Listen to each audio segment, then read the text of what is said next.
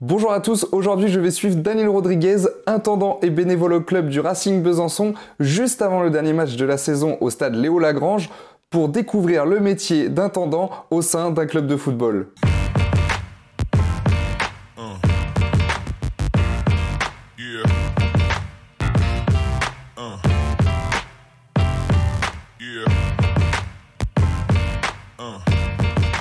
Je suis intendant au club. Je m'occupe particulièrement de l'équipe 1 au niveau des équipements, préparer les vestiaires, collations. Moi je suis tous les jours au Léo. Tous les jours, on a peut-être 2-3 heures. 2-3 heures par jour. Donc moi au club ça va faire 10 ans, 11 ans, un truc comme ça. Et intendant, ça fait 2 ans. Et j'étais éducateur avant. Voilà. Donc le lundi, je donne ma liste pour checker. À partir de mercredi ou jeudi, ils ont fait leur groupe. C'est une feuille où il y a tous les noms des joueurs avec leurs numéros. Donc à partir de là, moi je prépare mes maillots en fonction de ça, quoi. Après je sors le matos. Ça, c'est le sac à maillot. À l'extérieur, je prends les 2 jeux de maillot. 4. Avec les gardiens ? Les deux rouges et les 2 bleus. Parce qu'il se peut, en dernière minute, l'arbitre dit vous pouvez changer de maillot.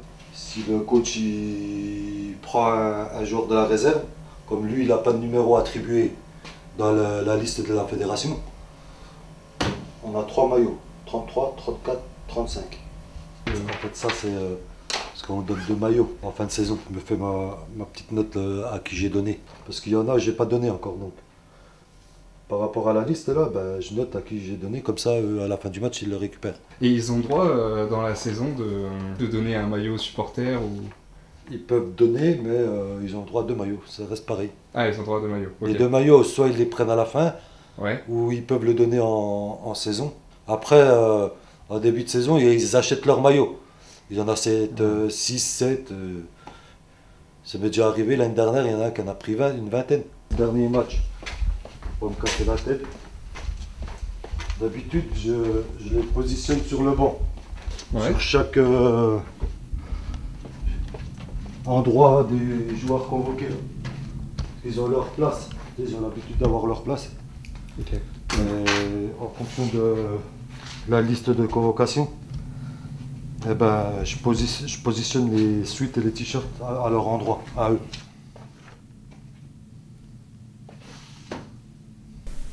Pour être un bon intendant, être rigoureux dans ce qu'on fait. Hein, rien oublier.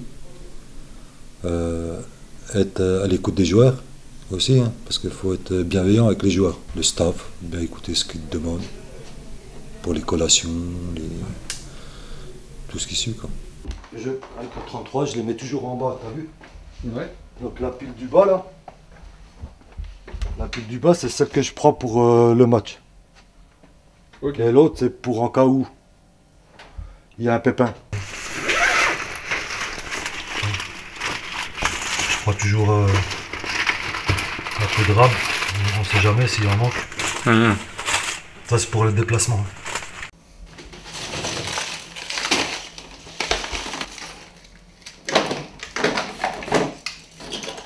J'ai jamais eu de problème en fait. Okay. Après c'est simple comme travail. Pendant le seul truc où il faut pas se tromper, c'est d'oublier un maillot ou un short. C'était déjà arrivé? Jamais. Jamais? Jamais. En 2 ans, j'ai jamais oublié un maillot, ni un short, ni la pharmacie, ni les ballons. Rien. Après 2 saisons passées en 4ème division, le Racing va connaître à nouveau la Nationale 3. Les habitudes vont donc changer pour Daniel Rodriguez la saison prochaine. En fait, ce sera moins difficile en fait en N3 que la N2. La N2, comme je te disais tout à l'heure, on a 4 jeux de maillot, 2 bleus, 2 rouges. D'accord ? Qu'en N3, tu auras 2 jeux de maillot, un bleu, un rouge. Ça sera plus facile et ils seront pas... il n'y aura pas les noms, il n'y aura pas de... C'est de 1 à 16, quoi. Le travail de Daniel ne s'arrête pas aux tenues des joueurs. Il faut aussi que tout le matériel soit opérationnel.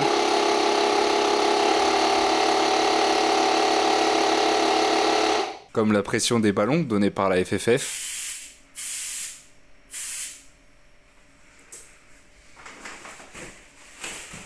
Le tableau d'affichage des remplacements. Et la collation des joueurs. Une petite confidence donnée par Daniel.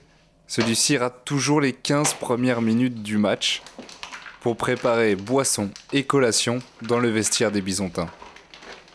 J'espère qu'à travers ce portrait de Daniel Rodriguez, vous avez mieux compris le métier d'intendant au sein d'un club de football. Pour ma part, c'était une grande découverte et je dois avouer que c'était très enrichissant. Je remercie infiniment Daniel Rodriguez pour sa gentillesse et son temps pris à m'expliquer son travail dans les détails. On se retrouve très vite pour la vidéo des coulisses du dernier match de la saison du Racing Besançon face à Biesheim.